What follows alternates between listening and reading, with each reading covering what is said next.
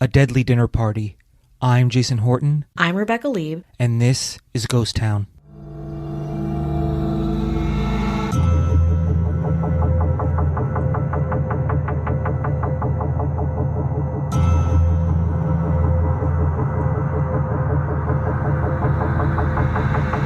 We talk about a lot of things on Ghost Town, but we rarely talk about the mob.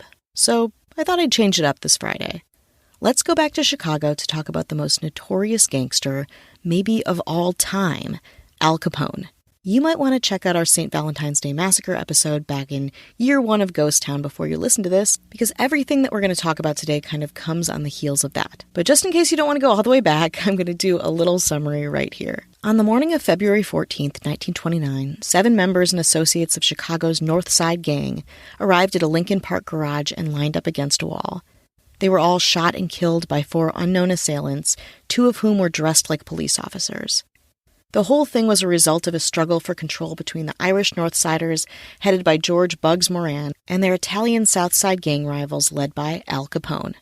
The perpetrators have never been conclusively identified, but obviously everyone knew it was Capone and Moran, and maybe even the police, as some members of the Chicago Police Department allegedly wanted revenge for the murder of one of their sons by the North Side Gang. Horrible, brutal, and it sets the stage for a gruesome dinner party that is half myth, half reality. So after the St. Valentine's Day Massacre, as the murder of the North Side Gang was called, Capone had a lot of press. He was also probably, unsurprisingly, hated by his mobster peers. One of his enemies was another mob guy named Joe Aiello, who put up a $50,000 bounty for anyone who would kill the notorious Al Capone. And 2 people accepted the challenge. Chicago outfit's Sicilian hitmen Albert Anselmi and John Scalisi were violent, ruthless, and worked together so well they were known as the Murder Twins. And the best part? They were Capone's most trusted hitmen and had really no issues with Capone. They thought he was by all measures a great boss and made a good living working for him. But with a nickname like the Murder Twins, maybe diplomacy and reason isn't really your thing. They were greedy, they wanted the cash, and they brought in their friend Joseph Guinta to help them with what would be a significant undertaking. And they would have pulled it off if it wasn't for the acting chops of Capone's loyal bodyguard Frank Rio, who was actually loyal to Capone, unlike the Murder Twins. Rio knew something was up, like something was going on with the Murder Twins, something weird.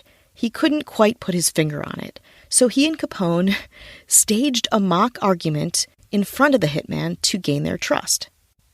I'm not really sure what the argument was about, but it ended with Rio slapping Capone around the face and storming off. Very dramatic, and again, probably took some method-level commitment coming from mob members who could probably sense when things seemed disingenuous.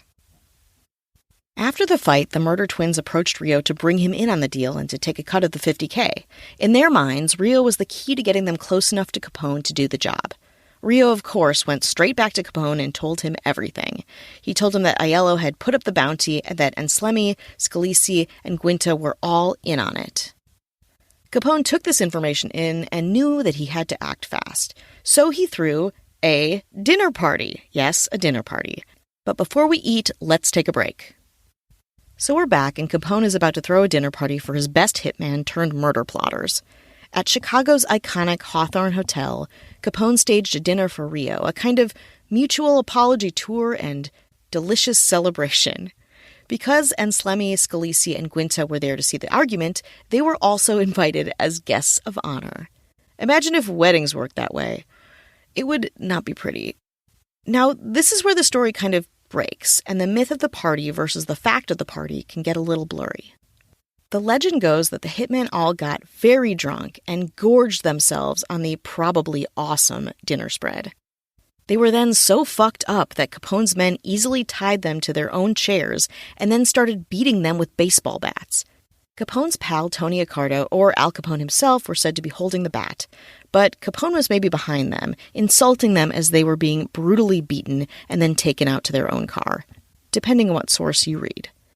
So Capone and Rio drove what was left of these men all the way to Indiana. There they shot them all repeatedly, making sure that they were dead. The gruesome scene was discovered by authorities the next morning. The Chicago coroner was shocked at what he saw. He said that there wasn't an inch of their bodies left unbruised, and it was hard to locate a bone that wasn't broken. Everything from top to toe was shattered to pieces. And remember Joe Aiello, the guy who originally put the bounty up for Capone's life?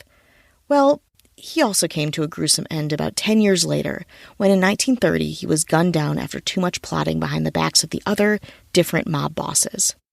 When the coroner got to Aiello's body, he removed nearly 60 bullets from it, which goes to show the hardest job in 1920s Chicago was probably being a coroner, second only to maybe catering and bullet sales. Of course, I know what you're wondering. What happened to Capone? He was in and out of jail and never really returned to Chicago after his last incarceration. Capone moved to Palm Island with his wife and immediate family, and while suffering dementia, died of stroke and pneumonia on January 25th, 1947.